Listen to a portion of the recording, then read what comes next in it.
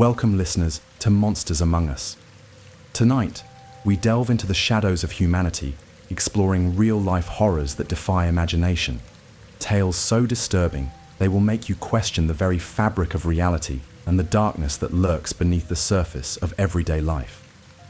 In December 1999, Iqbal sent a letter to the police and to a chief news editor of a Lahore newspaper, Kawa Naeem Hashmi, in which he confessed to the rape and murder of 100 vulnerable boys, all aged between 6 and 16. He wrote that he had strangled and dismembered the victims, who were mostly runaways or orphans living on the streets of Lahore, after sexually assaulting them, and had then disposed of their bodies using vats of hydrochloric acid that he later emptied into a local river. Inside Iqbal's house, police and reporters found bloodstains on the walls and floor, the chain with which Iqbal claimed to have strangled the boys, and photographs of many of his victims in plastic bags. These items were neatly labelled, with names and ages on handwritten pamphlets. 2 vats of acid with partially dissolved human remains were also left for the police to find, with a note claiming that the bodies in the house had deliberately not been disposed of so that authorities would find them. In his letter, Iqbal stated that, with his crimes completed, he now planned to drown himself in the Ravi River. However, after unsuccessfully dragging said river with nets, police launched the largest manhunt in Pakistani history. 4 accomplices, teenage boys who had shared Iqbal's 3-bedroom flat, were arrested in Sahawa. Within days, one of them died in police custody, a post-mortem suggesting that force had been used against him. The police said he had jumped of his accord from a window. Iqbal claimed that the motive for committing the murders was his anger over a perceived injustice at the hands of Lahore police. They had arrested him on charges relating to an act of sodomy against a young runaway boy in the 1990s. The victim of this sexual assault had severely bludgeoned Iqbal, predominantly about the head, rendering him unconscious. Though no charges were brought in relation to this offence, Iqbal's mother had been forced to watch his decline before suffering a fatal heart attack. According to Iqbal's confession, his mother's death, after watching his social, economic and symbolic status deteriorate following his attack and arrest, had broken a hell over him. He therefore resolved to make 100 mothers suffer and cry for their sons, as his late mother had been forced to for him. On 9th October 2001, Iqbal and an accomplice, Sajid Ahmed, were found dead in their respective cells at the Kot Lakhpat jail. The pair were officially ruled to have hanged themselves with their own walls. Autopsies revealed that they had been beaten prior to death. Iqbal's body went unclaimed. Mark was a 21-year-old pre-med student at the University of Texas. Smart, athletic, classic all-American guy. In March 1989, he went to South Padre Island for spring break with 3 of his high school buddies. Beaches, bars, flirting, the usual spring break chaos. A few nights in, the group decided to cross the border into Matamoros, Mexico. Back then, it was normal for students to head over just to party since the drinks were cheaper and the vibe was wild. They'd done it the night before with no problem. But on March 14th, around 2:30 a.m., while walking back toward the border, Mark got separated from his friends. One of them had stepped aside to pee, and when he got back, Mark was just gone. Like, vanished. They waited, searched, and checked the car, but he never showed. They reported him missing the next morning. At first, it looked like just another spring breaker getting lost or maybe arrested, but Mark's family pushed hard. His uncle worked for US Customs, so the case got serious attention fast. Still, nothing turned up. For weeks. Then things got dark. Really dark. On April 1st, Mexican police chased a guy who ran a checkpoint and ended up at a remote ranch called Santa Elena, about 20 miles outside Matamoros. They found some weird stuff there. Drugs, ritual objects, strange altars. 8 days later, on April 11th, police returned in force and arrested several people. That's when the truth came out.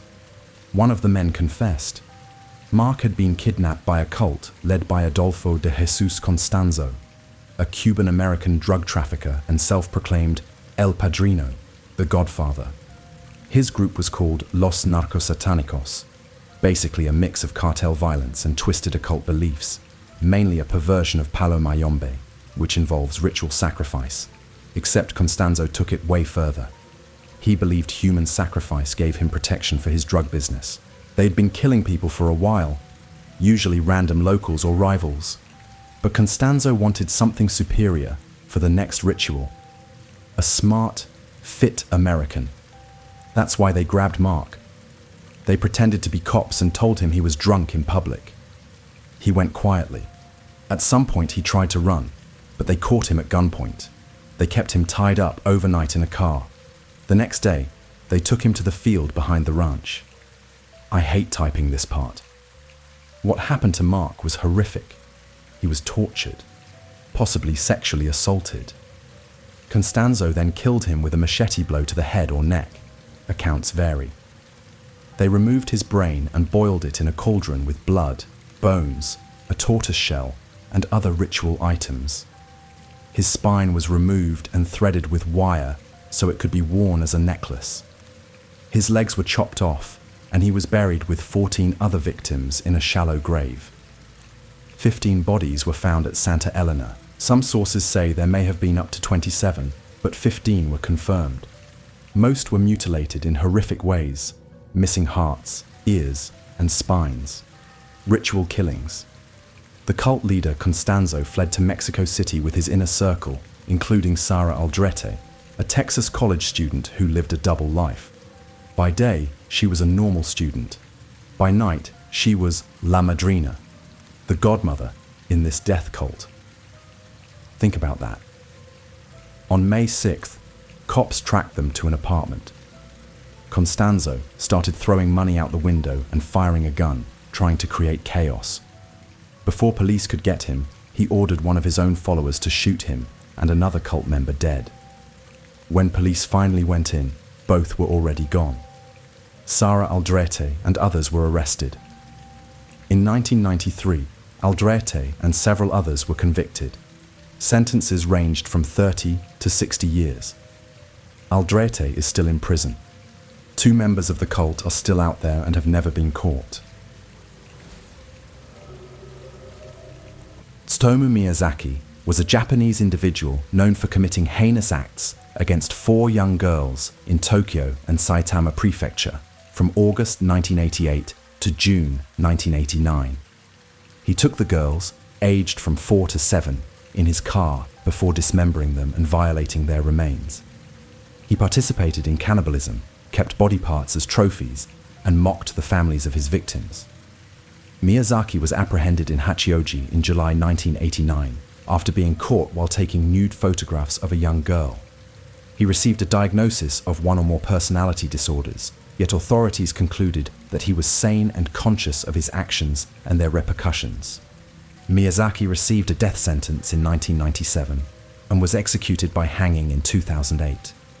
Miyazaki earned the nickname Otaku Murderer because of his vast assortment of anime, manga, horror videotapes, and adult content, along with other types of explicit material. This sparked a significant moral outrage against otaku in Japan, akin to the Satanic Panic in America. From August 1988 to June 1989, Miyazaki committed the heinous acts of mutilating and murdering 4 girls aged 4 to 7, and he also sexually violated their bodies. He consumed the blood of a victim and devoured a piece of her hand. These crimes, initially referred to as the Little Girl Murders before Miyazaki's capture, and later known as the Tokyo Saitama serial kidnapping murders of little girls, shocked Saitama Prefecture, an area that had experienced few offences against children. On 22nd August 1988, just a day after Miyazaki's 26th birthday, Mari Kono, who was 4 years old, disappeared while playing at a friend's house. Miyazaki guided Kono into his black Nissan Langley, then headed west of Tokyo and parked the vehicle beneath a bridge in a forested region. He sat next to Kono for 30 minutes before taking her life and violating her remains. He discarded her body in the hills close to his residence, leaving behind her clothing and let the body decay before coming back to take her hands and feet, which he stored in his closet. Miyazaki incinerated Kono's remaining bones in his furnace, pulverized them into powder, and dispatched them to her family in a box, accompanied by several of her teeth, photographs of her clothing. On October 3rd, 1988, Miyazaki took Masami Yoshizawa, who was 7 years old, after seeing her while driving on a country road. He offered Yoshizawa a ride, which she accepted, and then drove her to the very spot where he had taken Kono's life. Miyazaki murdered Yoshizawa, committed sexual acts with her body, and left with her clothing when he left the scene. 2 months later, on December 12, 1988, he took Erika Namba, aged 4, while she was coming home from a friend's house. Miyazaki compelled her into his car and drove to a parking lot in Naguri, where he made her take off her clothes in the back seat and started photographing her. He murdered Namba, bound her hands and feet behind her back, draped her with a bedsheet, and stored her body in the trunk of his car. He got rid of her clothes in a forested spot and abandoned her body in the nearby parking lot, where it was found 3 days later. On December 20th, Namba's family got a postcard from Miyazaki, featuring a message about how he killed her. On June 6, 1989, Miyazaki persuaded 5-year-old Ayako Nomoto to let him photograph her.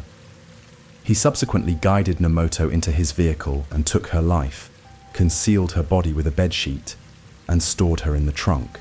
Miyazaki brought the body into his apartment and spent the following 2 days involved in sexual activities with her remains, capturing photos and videos of the corpse in different poses. As Nomoto's body started to decay, Miyazaki cut it apart, leaving her torso in a graveyard and her head in the adjacent hills. He held her hands, sipping blood from and consuming them. Miyazaki, anxious about the police discovering Nomoto's body parts, revisited the cemetery and the hills 2 weeks later, retrieving the remains and concealing them in his closet at home. After finishing her exams on May 22, 2025, Marwa Boughachich, who was 13 years old at the time, left school. He was never able to return home. A search for her was initiated by her family and the community on the same day that she was reported missing. Her disappearance prompted a frantic search. Over a month passed without any responses being provided. There is no trace. There is only quiet. The body of the deceased woman was discovered on September 29th, dismembered, in a forest that is located 20 kilometers away from where she lived. The woodland is located in the mountain that is nearest to the city. The extremely hot weather was causing her body to decompose at an extremely rapid rate. The fact that Marwa was raped prior to her death and mutilation has been established beyond a reasonable doubt. The particulars are so horrifying. The crime occurred in Queens, New York, in January 2014. Miguel Mejia-Ramos, 28, had been out drinking at a friend's house on the night of the murders. When he returned home around 11 p.m., he rifled through his wife's phone and Facebook account and found an image of her with another man. At this, he flew into a jealous rage, grabbed a knife from a butcher block, and stood over his sleeping wife, Daisy Garcia, and their 2 daughters, Daniela and Jocelyn. Garcia awoke and screamed, and Mejia-Ramos stabbed her as she got out of bed and tried to run to another room. Mejia-Ramos then grabbed another knife and stabbed her multiple times in the torso, chest, and back. According to investigators, Mejia-Ramos then saw Daniela had woken up, so he picked her up, hugged and kissed her, asked for forgiveness, and then stabbed her to death before doing the same to Jocelyn. He later told the police that since he'd just killed their mother and he didn't have car seats to take them with him to Mexico, he decided to kill them. Mejia-Ramos said he'd tried to kill himself, first stabbing himself in the chest, then trying to hang himself with a cord. When that didn't work, he decided to flee to Mexico. He made it all the way to Texas and was just 3 hours away when he was finally arrested. Mejia-Ramos was charged with 6 counts: first-degree murder, second-degree murder, and criminal possession of a weapon. In October 2014, Mejia-Ramos agreed to plead guilty to 3 lesser counts of first-degree manslaughter. Queen's Supreme Court Judge Kenneth Holder reluctantly accepted the agreement. In November 2014, he sentenced Mejia-Ramos to 45 years in prison. Roberta Kathleen Parks, Kathy, was born on February 27, 1954 in Lakewood, Ohio. On an unknown date, she began attending Oregon State University in Corvallis, Oregon. Kathy left her dormitory on May 6, 1974, to have coffee with some of her friends. She was supposed to meet her friends at the Memorial Union, but never showed up. Her remains were found on March 3, 1975, in Issaquah, Washington, in a wooded area near Taylor Mountain. She was identified 4 days later. Her cause of death couldn't be determined, but her case was deemed a homicide. Initial aftermath. When Kathy disappeared, police began to get worried. She was the 4th college-age woman to disappear from the Pacific Northwest in 4 months. They didn't have much concrete evidence at this time, but all of the cases were believed to be connected and to have been committed by a man in a sling who went by the name Ted, as this man was seen in the area at the time of some of the disappearances. The man would later be identified as Ted Bundy, who was first apprehended in 1975. He had been a suspect in the Washington and Oregon murders for a while, but there was no substantial evidence against him. Bundy confessed to Kathy's murder, along with 29 other murders, very shortly before his execution on January 24, 1989. He said he noticed her in the college's cafeteria and approached her. He convinced her to go with him to a bar, but as soon as she got in his car, Bundy tied and gagged her. He drove back to Washington, raping Kathy twice on the way, and murdered her in Washington before dumping her body at Taylor Mountain, where she would be found. Joji Obara, originally named Kim Sung-jong, born on August 10, 1952. A Korean-Japanese individual is known for committing a series of rapes, with estimates ranging from 150 to 400 victims, during the years 1992 to 2000. He had a preference for women of Caucasian descent. Obara faced serious charges including drugging, raping, and murdering an English woman named Lucie Blackman, the rape and manslaughter of an Australian woman, Carita Ridgway, as well as the rape of 8 additional women. In 2007, Obara received a life sentence for multiple rape charges and manslaughter, yet he was acquitted in the Blackman case due to insufficient direct evidence.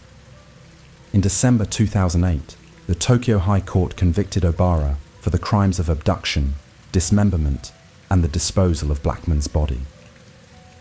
The passing of Blackman and the trial of Obara garnered significant media attention worldwide, particularly in the UK.